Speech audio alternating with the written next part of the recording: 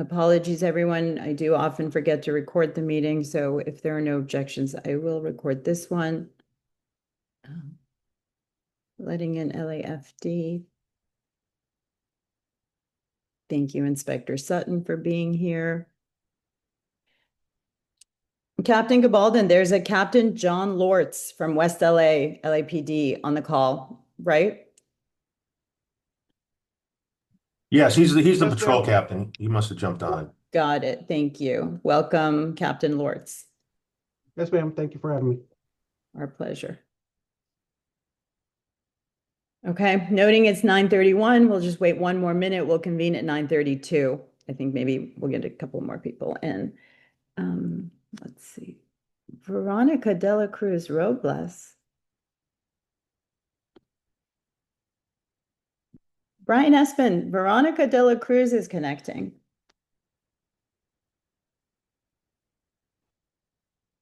I'm allowing all your note takers in. Wow.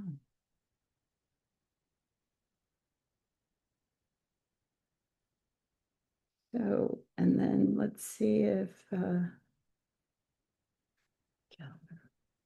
Lieutenant Geller, welcome. Thank you. Good morning. Good morning.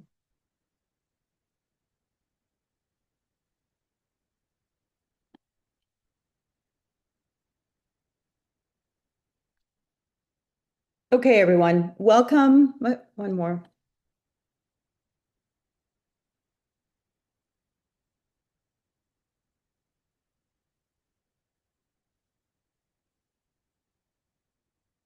Okay, everybody, thank you all for joining. Welcome to the Pacific Palisades Community Advisory Group call. Most of you know we've been holding these weekly since I want to say May, maybe April. We moved to twice weekly a few weeks ago. I think we probably will move to monthly at this point. Some of you who've been on these calls from the beginning know that there have been quite a few changes. We started when there were still checkpoints. We got through the disbanding of checkpoints together. We arranged for new checkpoint locations. Then we went to no checkpoints, but private security. Now we're transitioning out of private security. We had CHP. We're transitioning away from the CHP footprint. We've been monitoring the sorry, you guys, I'm still letting people in. We've been monitoring the U.S. Army Corps work as it's been going for the last 8 months. We thank them very much because they're winding to an end and we'll get a report from that. So we have tracked community safety again from April until now, and things are changing. We are evolving. We're heading into the recovery, so things will be different. We're having a lot of those conversations in smaller groups, talking about how the community is going to come together and respond to, the non-existence of the LAPD contracts with the 3 security agencies, but what we can and will do as a community. So that conversation will continue, but I think we will transition these meetings to being monthly. In the meantime, welcome to this one, everyone, because I think we're going to get maybe one of our final reports from USACE. We'll get a report from CHP. We'll hear from Warren Sutton at LAFD Brush Clearance, which I think will be something that's on our radar increasingly as we go forward. And then we'll take questions and have a community conversation. So I'm Mariam Czar. I'm, former chair of the PPCC, current chair and founder of the Palisades Recovery Coalition. We've been convening these meetings since April. Again, I welcome you all. Instead of doing introductions of 31 people, which I think we will skip, why don't we go straight to Major Paxton, if you're still on. Yes, for a report from the U.S. Army Corps. And thank you, Major. Thank you and your entire team for the incredible way that you've discharged this project, this debris clearance project. Thank you. Yeah, thank you, Mary. Can you hear me? Yes, we can hear you well. Okay, yep. So this is the final update from the Corps of Engineers as far as Palisades. We handed over Will Rogers State Historic Park last week back to the State Parks and Rec. We do have one contingent out in that area doing one final tree clearing. And then after that, we are closing down our office. And we do have a contingent still over in Pasadena to close out the Altadena golf course, but we don't have a footprint. After this week, we will not have a footprint out there in Palisades. Over. Okay, so after this week, you've taken care of all that was on your docket, all the regular properties and then the holdover properties, and there's no U.S. Army Corps any longer on our streets. Is that correct? Yes, ma'am, that is correct. Amazing. We'll be sorry to see you go, but I think I speak for the entire community when I say thank you. This has been an amazing work accomplished. All No, thank right. you, ma'am. And it wouldn't be possible without all of these partnerships. So we appreciate you guys.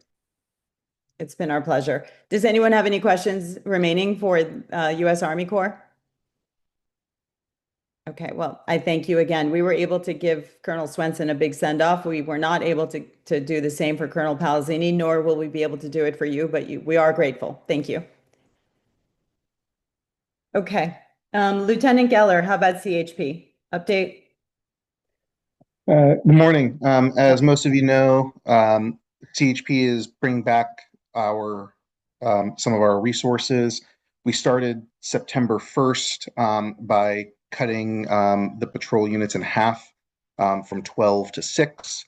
And then on the 15th of this month, we further reduced that number to 3 during the day and then 3 paired units at night. And that's going to go until September 30th, which will be our final shift in the Palisades. So I just like to say thank you to everybody, and I appreciate everybody's support of us being there. And I think that we made a difference out there. I hope that's the case for the community as well. Thank you.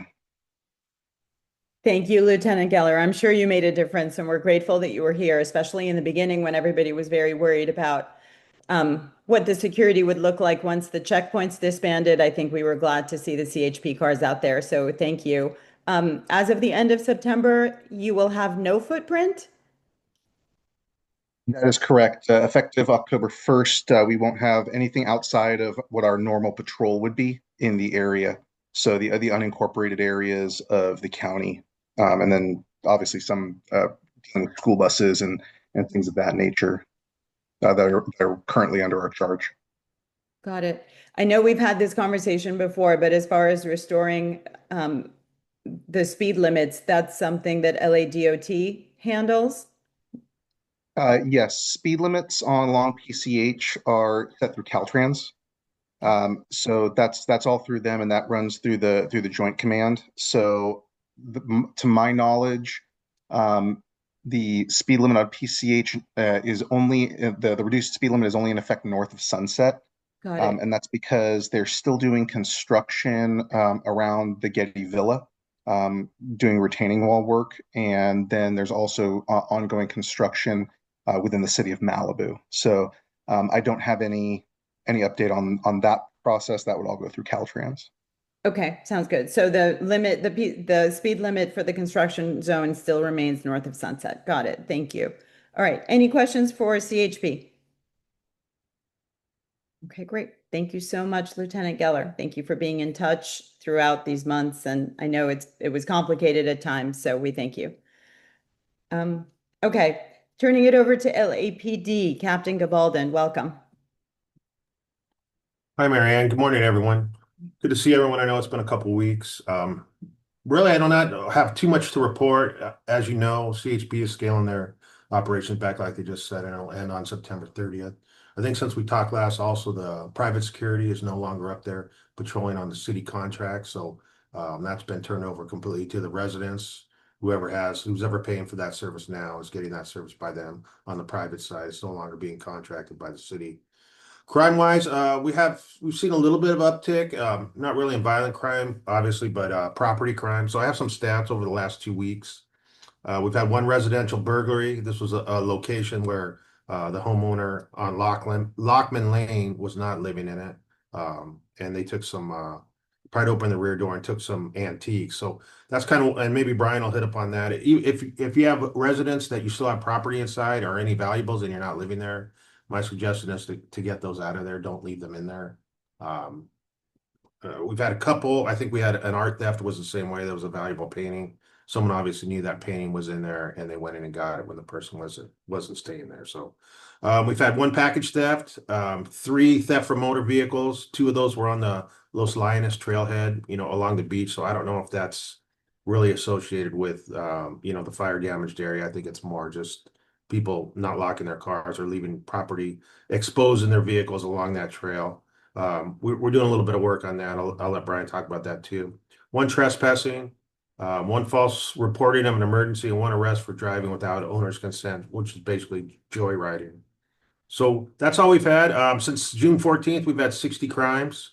I can give you the breakdown if you like. We've had 7 burglaries, 5 GTAs or motor vehicle thefts, 9 theft from motor vehicle, 16 thefts, straight thefts that could be either package or equipment that's on a residence, 9 vandalism, and 11 other crimes that have been reported. So that's just various trespassing, those type of crimes. So a total of 60, which is very low compared to, if you compare it to last year's time, obviously when everyone was living there. But we're starting to see a little bit of uptick. I think we might continue that trend, or probably will once, more construction starts up, especially with the thefts, the motor vehicle thefts as well. A lot of times these construction people or people that pull up, contractors, they leave their cars running.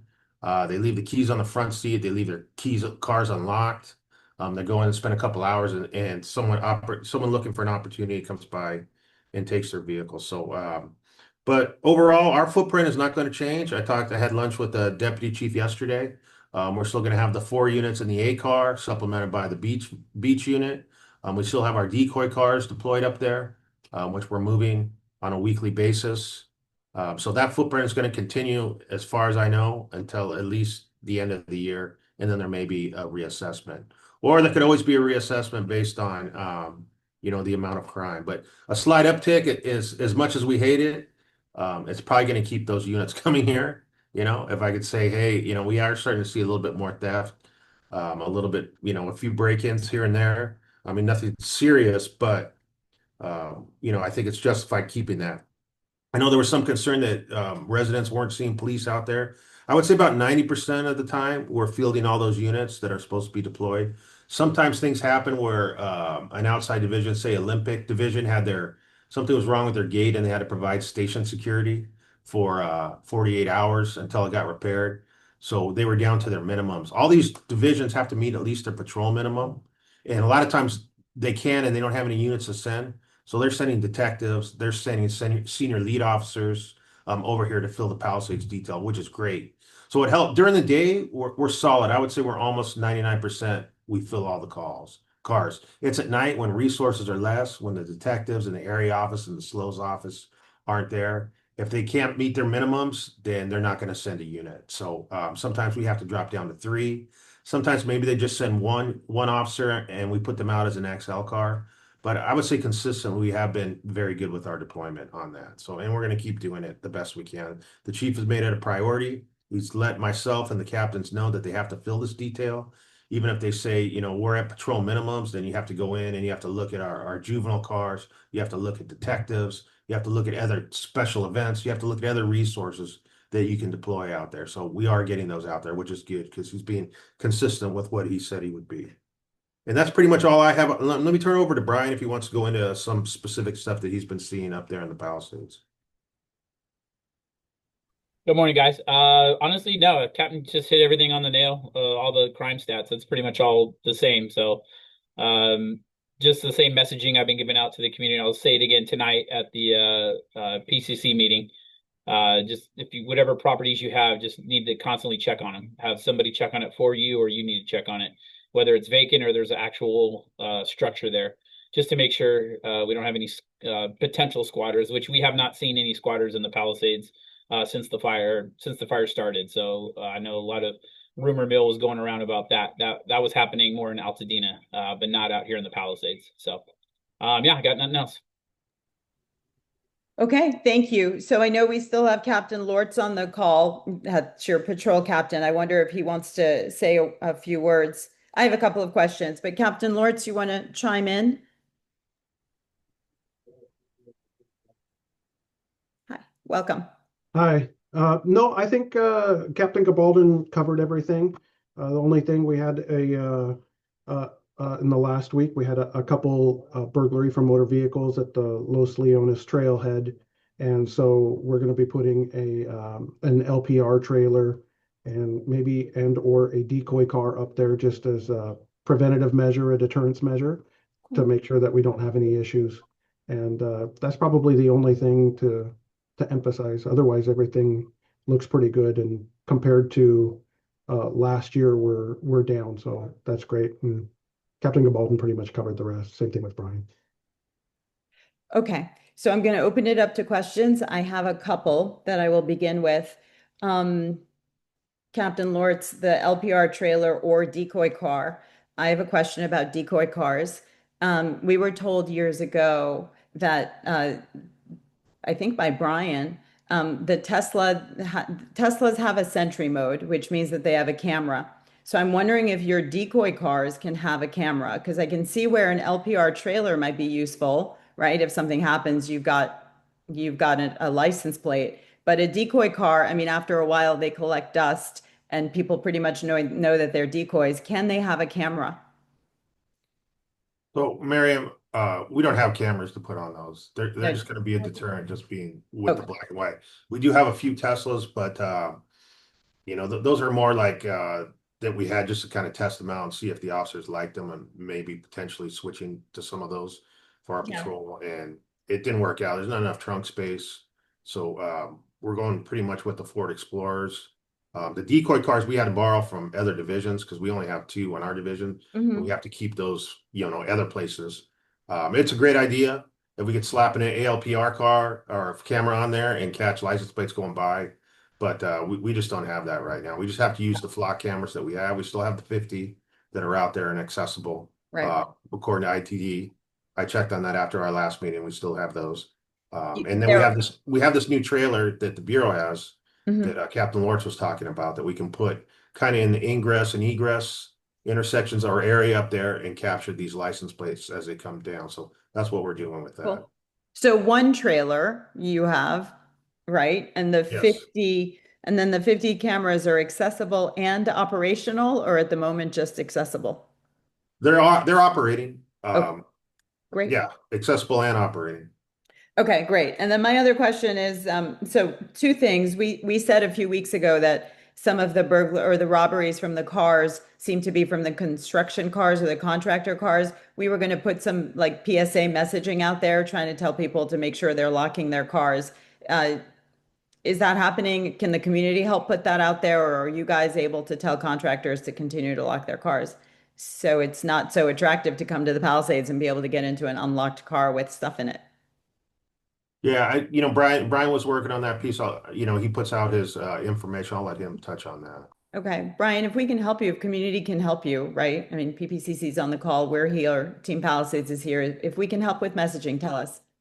Yeah, no, that's something that I kind of was asking with the PPCC is if you do have construction workers working on your property or coming in to work on your property, to let them know to secure their vehicles and not leave the tools laying in the back of their trucks and stuff.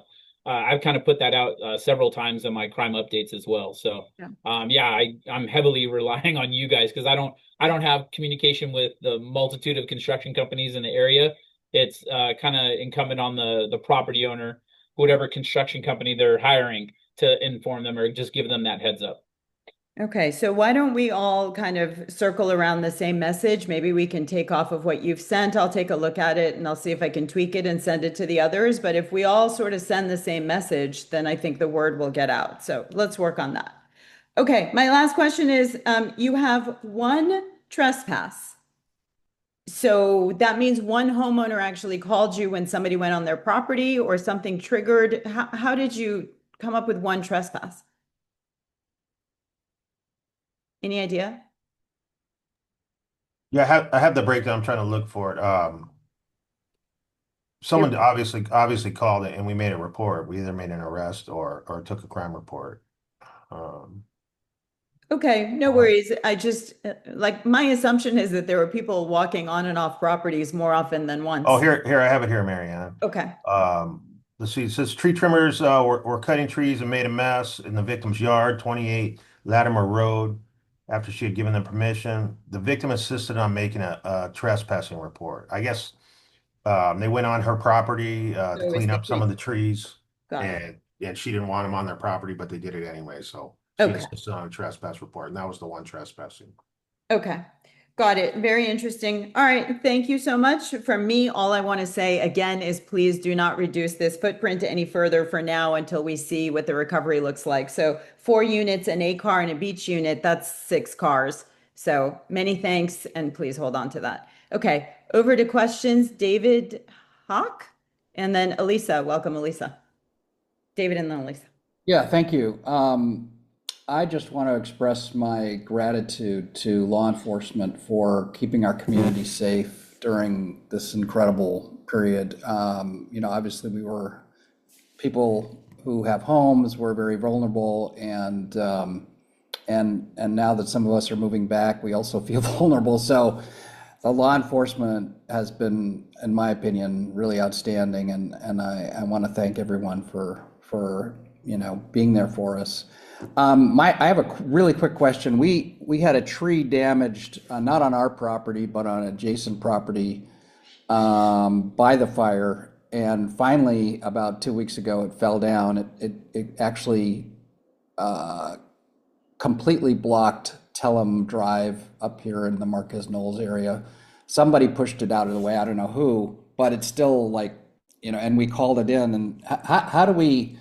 What's the best way to get someone, whoever the correct person is, to or agency, city or otherwise, to remove this huge tree that's covering half the road? Anyway, it could be a danger. People coming down tell them at night may not see it, although there are road signs. They may plow right into this huge tree. So it could be a.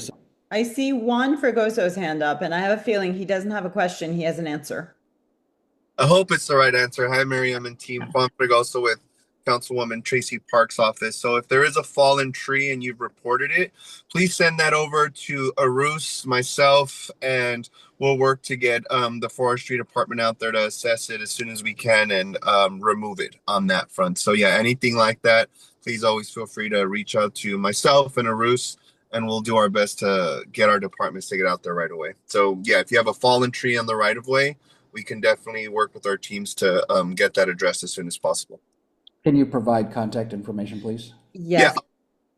Yeah, I was just going to say, David, if you have their emails, if you don't, we can put it in the chat. Juan, you'll do that? Yeah, I can put up.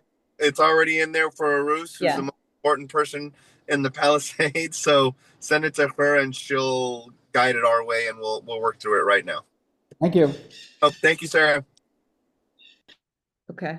And just FYI for everybody, I'm sure everyone on the call already knows this, but just FYI, to reach anybody at the city, it's their first name dot their last name at lacity.org.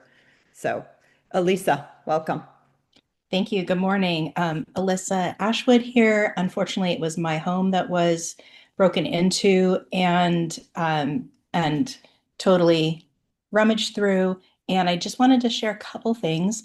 One is that for those of us who have badly infiltrated standing homes, it's not quite as simple as why didn't you take out your valuables? So I just wanted to make sure people understood that the insurance companies are not cooperating with us to remove our valuables. We have to get testing done that is taking many months to get done sometimes. But also our insurance is not, if you take that valuable out, it is no longer insured. And public storage is a small limit of what you can insure. So it creates this complexity that also all the things in there, if you have a badly infiltrated home, are completely toxic. So with no support, we're going in little bits by ourselves, and we can't have our younger family members if we don't want them exposed. It is just like an onion of disaster. I'll add to it that we, in our case, had a construction fence up, had a no trespass on file. We had a patrol from Palisades Patrol for $350 a month. We did not have an additional electrified security system because the electricity in our home is damaged, and we deemed it was too much of a fire risk to turn on a broken electricity system because our neighbor next to us, whom our home protected, is in residence. So it is a complex issue about trying to deal with the things in the house to not be attracting any kind of nuisance. I also wanted to say a thank you to the police department. Was very responsive when we discovered this. They They did come in and make sure that no one was still in the home. I do want to send an encouragement that when you're sending people into these homes that have a lot of infiltration, please remind them to wear masks because it is a hazard to their health. Additionally, I want to say a thank you that when I asked if, because these people had taken candles and things and like illuminated their way through our house, that we did ask if we could get the fingerprinting done, and the tech that came out the next day or later in the week was extremely helpful. So thank you for all of that. And just please understand it's really a stressful thing, and it's so devastating to have like our last sort of safety of our environment then totally infiltrated by strangers. I can't even express that. You didn't think it would get to be a worse disaster, and then for something like that to happen, and obviously for anyone in residence, that's the nightmare. I could have been in there when they came by. I don't want anybody to have any problem like that. So thank you for what you're doing, and please don't dismiss what's going on for these houses. Yeah, that's Thank great you. information. Thank you, Alyssa. A lot of nuances that, I wasn't aware of everything that's going on. I'll make sure I share that information with the officers because that's a very important tip if they're going in there to clear these residents that they have some kind of, facial covering so they're not exposing that to them chemicals. And I had no idea about the insurance that, once you take it out of the house that it's not covered by anything. So that's kind of up, it's going to be kind of up to the homeowner to kind of play that game. Like, what do I take? What do I leave? But yeah, thank you for that information. And I'll pass it along. I appreciate it. Thank you, Alyssa, and I'm sorry that it was your home. Thank you. Captain Gabaldon, are you guys still doing roll call in the Palisades at 10 a.m.? We are. Okay, I was gonna say we can make sure that we leave some masks at the stop-in station if that's where roll call is happening. We can put some proper masks in there in case LAPD needs to grab one to go to a property. Would that be helpful? Yes, that'd be great. Okay, we'll get them in there.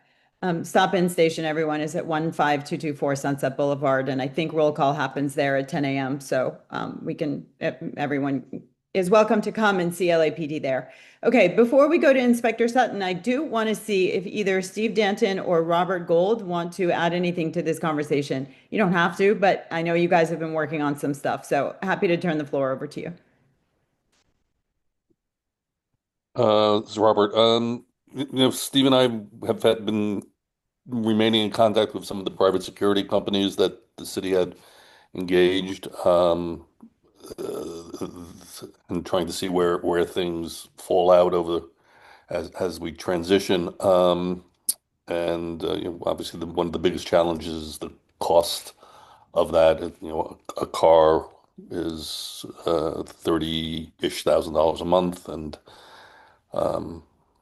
so we continue to talk about it, but we have nothing to report at the moment. Unless Okay. Steve wants to jump in. I'll jump in real quick. First, I want to echo David's thank you to the LAPD and the city for, I would say kind of going the extra mile for our community. So thank you. I think that, all of us are kind of looking ahead and, having conversations, as just echoing just what Robert said. We've had multiple conversations with some of these independent companies, and what seems to be the critical thing here is as the LAPD mission winds down, which I know will happen in the next 6 to 10 months, but that incrementally be as the construction increases. Right now the floodgates haven't really opened, but they're going to open probably in the next few months based on the number of permits that are in place that I'm hearing about. So what I would like to just throw out to the room, and again, this is probably a follow-up call without having as many people, is creating some sort of a collaborative approach for the community with the LAPD, which is a combination of independent tech, boots on the ground, as well as some sort of maybe evolving something like they've done in Encino, where they have a very robust neighborhood watch program. And I'm just wondering, because I know that was a collaboration with the LAPD, and they supplied some cars for the people. So I don't know how that all works, but I would love to have a further conversation about that. That's one. Number two, kind of echoing what one of the officers said a moment ago, is there a way working in the entertainment industry, we all have to be certified to do, like when we do things. Like if I'm on the set and there's, we have to do these safety webinars where you watch a half-hour video or 15-minute video about this or that. Can we create something that contractors have to watch for security as opposed to it just being word of mouth? Like if you're going to pull a permit, part of your permit process is watching this 15-minute thing to show that you're working with workers, the locking of cars, the securing of property, the minimizing the cars on site, putting like little things like putting steel casings over the locks in their containers. I mean, it could be just as simple as that as a start, but I don't know if that's possible, but it might be something that could, potentially be built out and be built into the permit process. Again, I'm very hesitant to suggest anything that adds to the complexity of getting a permit, but it's just an idea. I don't know. And I defer to bigger minds than mine on that. Steve, that sounds like a great idea to come up with a PSA. Whether or not it becomes part of the permit process is for bigger minds than mine, but a community PSA that applies to Pacific Palisades as we begin to rebuild, that's centered around security and preserving our security, I think sounds like a great idea, something I think the community would get behind. Thoughts, anyone? Michelle, I see your hand. I'll call on you in a second. Sue. Yeah, I just want to say it's a good idea to have a PSA that we could all put out many times. But in terms of making it required, I don't think, first of all, there's no way they're going to make it part of the permit process.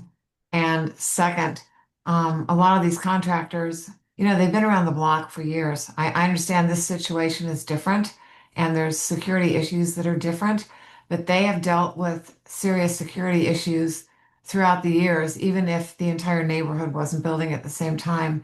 And I think the ones who have been in business for a while are well aware and they take steps to secure things. Like on my property that I'm building, I put in internet for them so that they could set up cameras. So a lot of them are going to be going through steps for security, but making it in any way required, I'm very much opposed to that. I don't think it would work. So I just Well, want. I agree. I mean, that was just a thought, Yeah. I don't know the best way to do this, but it does, like, even just driving around, just respectfully, when I drove around the Palisades about a month and a half ago with one of the security contractors, the number of unsecured containers blocking streets, multiple cars all over the intersections, things like that. I mean, I do think that in spite of the fact that many of these builders are experienced, I do think it's just something that should be amplified. Yeah. And again, mandatory, forget it. But I do think that, that I could count easily 20 containers that didn't have steel casings over the locks, which means all you got to do is go like that and you're inside the container. Well, So, also, I just want to say again, what I think could be helpful for a lot of these people, and it's whether the builder wants to do it or not. I think if you're a homeowner in your building and you offer, internet capability, which I mean, I was really surprised that they could come out and do it on an empty lot, but they did. I think I called AT&T and they weren't able to do it, but they did it through subcontracting with. There's either, I think, with Frontier maybe. And that way you can get internet anytime you're there. The people working on your property have internet and they can set up Ring cameras or whatever kind of cameras they want. And I think a lot of people should think about doing that because it's not that expensive. But having cameras, I think, is a real positive move. So I was actually going to say that, Steve, I know you're not advocating for it to be part of the permit process. You just said, you weren't sure that would be the right thing to do. And I think we all agree we don't want to hold people up. But I do still think the PSA idea, unique to the Palisades, given the fact that we don't want people to think this is, green territory for easy lifting of valuable things. We just don't want to invite that kind of attention, I think would be a good idea. And Sue, definitely this access to Wi-Fi that you've been able to set up on your property for your contractor to install a camera, I think is really a great idea. And that can be part of the PSA we put out there. We don't have to require for people to do them, but if we've got ideas that emerge from this group that could be helpful, nothing stops us from putting those ideas out there and hoping that people heed them. So I think that's a great, I mean, I know Steve, Robert, I know the smaller group is working on solutions. Definitely, I mean, this is a community that can come up with a PSA. So let's put that on the possibly to-do list. Yeah. And then I floated the idea of driving prices down through an RFP or an RFQ maybe. So maybe we can talk about that just 9, 10 months ahead, as you say, Steve, as the footprint for LAPD possibly begins to change. Maybe there is a way to drive those prices down from $30,000 a car, Robert, as you were talking about, just by, upping demand and coming together as a coalition, as a community. I think that could drive prices down. Okay, a couple of questions. Steve, are you done? Any other thoughts you want to share? I know you're in the middle of this. No, I'm good. Those are my big points, but also just, trying to set a call. Maybe if you want to lead on this, Miriam, to set up just a follow-up call to discuss how we can potentially create, or start educating our homeowners, especially the ones that still in their standing homes, on how we can create a robust neighborhood watch system. And of course, that's going to overlay with whatever the HOAs are. And now that I have a list of those, and we have to reach out to all those HOAs because we know a lot of them have private security. But it's about creating a dome of some sort where we just want to make sure that we're amplifying the situation that we're not a good place to do business if your business is Right. not straight up. Thank you. Right, I agree. We'll continue the community advisory group calls, right, Steve? There's like 14 or 15 people, and we'll gather around these ideas. Thank you. All right, Michelle, and then I think Sue again, but Michelle. Hi, I just want to jump in. Thank you, everyone, for your constant commitment to the community. To the point of like the tree blocking the road, we have been in contact with Craig Bullock to ensure that they enforce the DWP's easement between Lockman and Enchanted Way. That is a public right-of-way that has been blocked by someone's house. And since everything is burned around it, it is really the DWP's right to enforce this public egress. And so Craig is helping us with that. But, everything takes time. Is there anything more we could do? Because there's such a risk for a tree blocking the road, a truck breaking down. You can't leave. It's really important. Michelle. I see Michael Edlund's on the call, and Sue Yeah. may have some recollection on this too. So Michelle, we have visited and revisited this a few times in the last few years. Obviously not during a time when the entire community was burned down. That house is still up, so that gate still exists. We were able to determine through DWP 2-3 years ago, we can look back at PPCC minutes, but we were able to determine that DWP did cede to that homeowner that they could put up a gate, and that they were not interested in reclaiming that easement.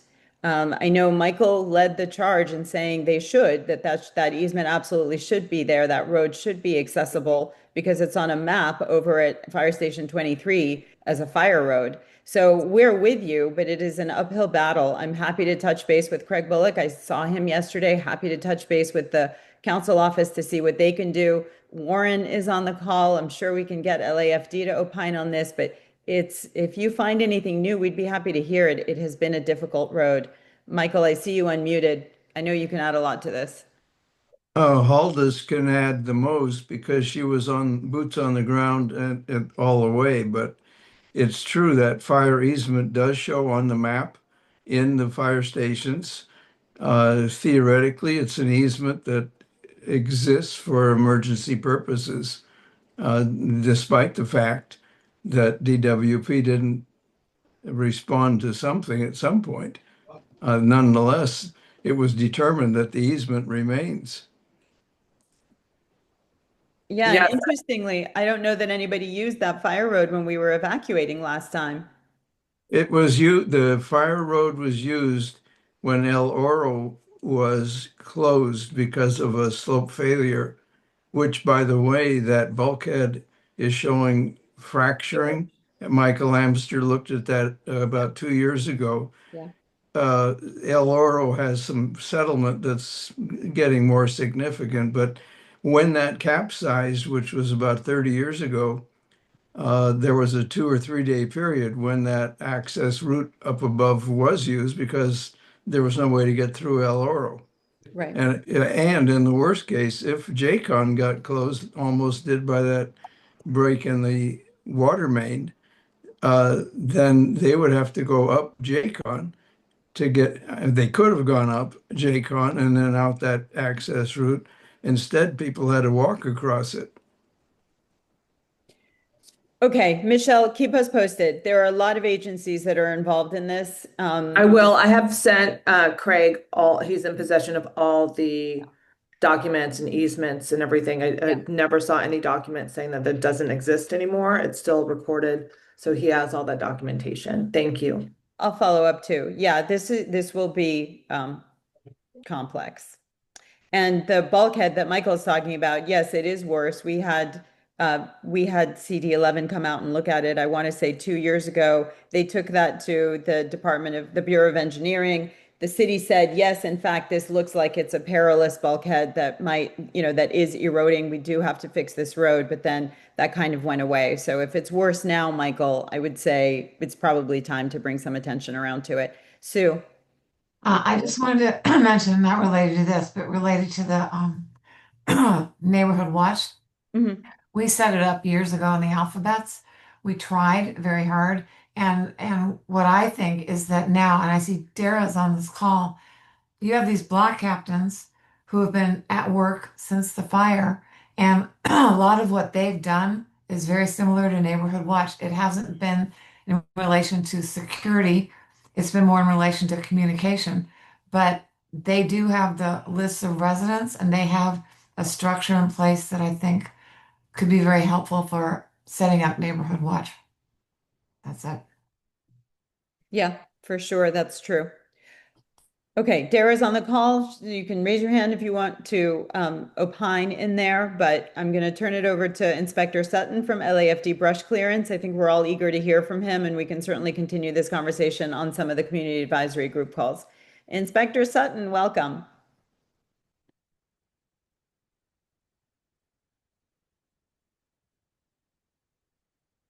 Yeah, I see you working on it.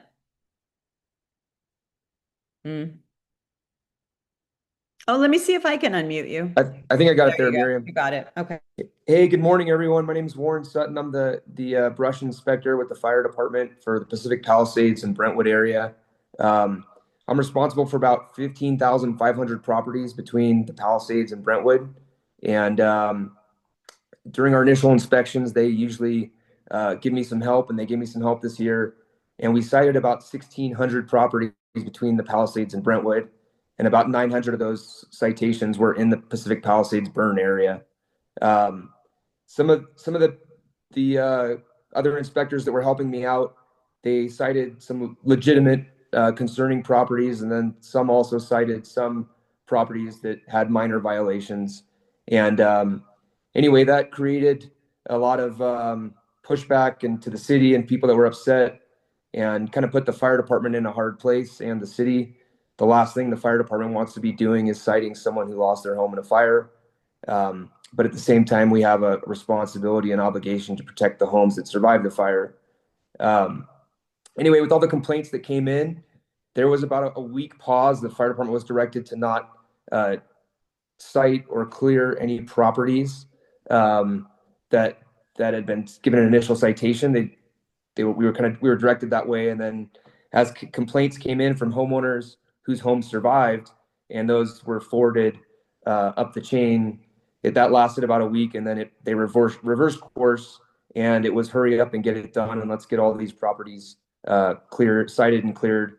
And so then they gave me some more help during that phase, and we've pretty much finished that phase in the burn area. I still have re-inspections to do in the Brentwood area, but we've contracted out about 100 properties in the burn area to be cleared, and about 30 of those are homes that were lost, which is going to be a little bit challenging. Yeah, any property that was cited and was affected by the fire and they were delayed in clearing, we have the ability to remove that inspection fee until it goes out to contract. As long as they were delayed somehow with the fire, but once it goes out to contract, we're paying a private contractor to clear these properties.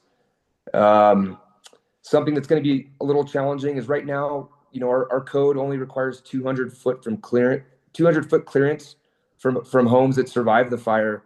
But as homes are rebuilding, so some properties, a lot of the homes were burnt, and so they didn't have to clear this season. But as homes are rebuilding, they're now going to be required to clear from the 200 feet from the homes that are getting built. Pretty much once they hit the framing stage, that 200-foot clearance is required. What else? Okay, so properties that burned are not required to clear. They only have to clear their land if it comes within 200 feet of a standing structure. Standing Correct. homes have to clear. And then if you're rebuilding, once you have a frame, now you have to clear within 200 feet of your frame and any other structure that's impacted by your property. Correct. So if this year your house burnt and your neighboring home's burnt and your property is not within 200 feet of a structure, you don't have to clear. But if your neighbor starts building, gets to the framing stage, now you're required to clear. If your property is within 200 feet of their structure. Correct. And the other things, if you guys have any complaints, please email them to me so I can get them handled. My email is Warren, WARREN .Sutton, SUTTON @lacity.org. I've been a little behind, but I'm starting to catch up now. The other item is, I think it was Steve mentioned that a tree in the road. If you want to email me, Steve, I can see if we can get that contracted out if street services can't handle that. There was a tree that had fallen and that was blocking in the road that he mentioned on the meeting here. Yeah, let me see if he's still on the call.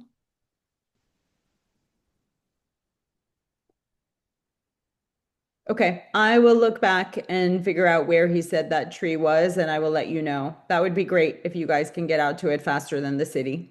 Okay. Yeah, it usually takes us, because I have to contract it out, so it's about a 4-week process from the time I start it to the time I can get it. We have a bid session every 2 weeks, and then the contractors have 2 weeks to clear it. So it's about a 4-week process. But if the city, I can reach out to RS and see if they have someone handling it. If not, we can. Okay.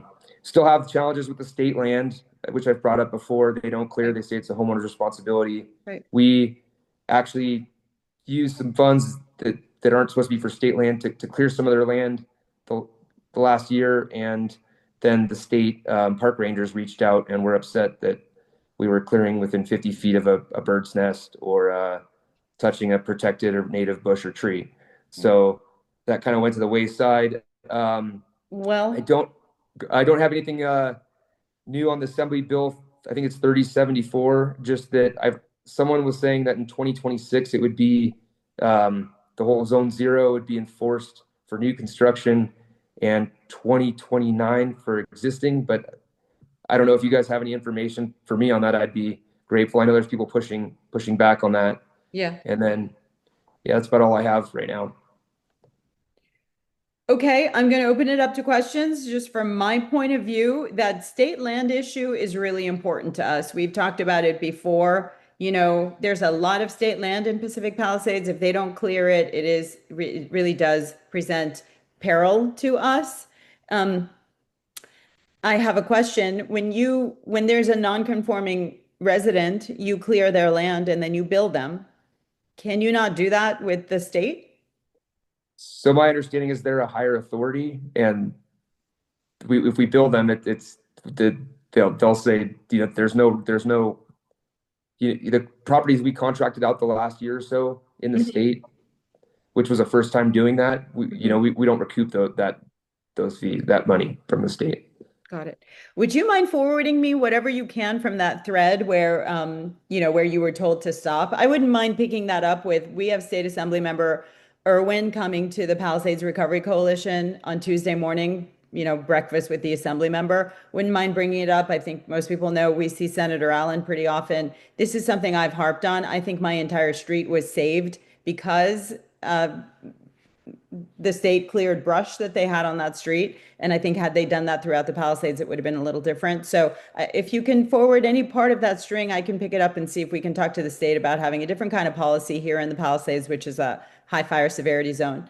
And then I see your hand up, Mark. One more second. The last thing I was going to say was, AB 3074. So it's the fire inspector has not yet signed off on that enforcement, right? And until he does, you guys don't enforce Zone 0. Is that correct? That's my understanding. That the state fire marshal has not Fire marshal signed it yet, and the city hasn't adopted it yet. Right. So yes, and you're right. There is some pushback. So we're monitoring that. PPCC is, we are. I think a lot of people are. So thank you. All right, Mark. Yeah, well, safety is, of course, very important, but I am concerned about us living in a biological hotspot, and that, we need to be cautious about how much we clear and how we clear the brush around. Still, hardening the homes is the best way to protect homes. Right. I agree. That is an important aspect of it for sure. Okay, well, hardening homes is something we're trying to bring into the community too, right, Sue?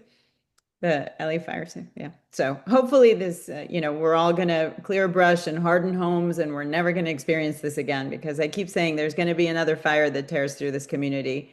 We should be better prepared next time. This is quite the nightmare.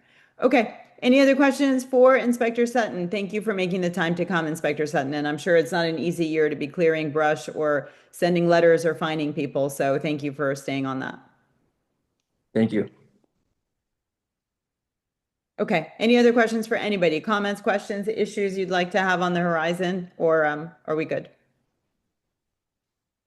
Okay, well, thank you all for joining. I appreciate the call, and have a great weekend. We have a visioning charrette for Bluffs communities coming up on Saturday, the 27th. We do these in conjunction with RAND, and we talk about rebuilding with resilience. So if anybody's interested, it is at 10 o'clock in the morning on the 27th, which is Saturday. Okay, thank you all.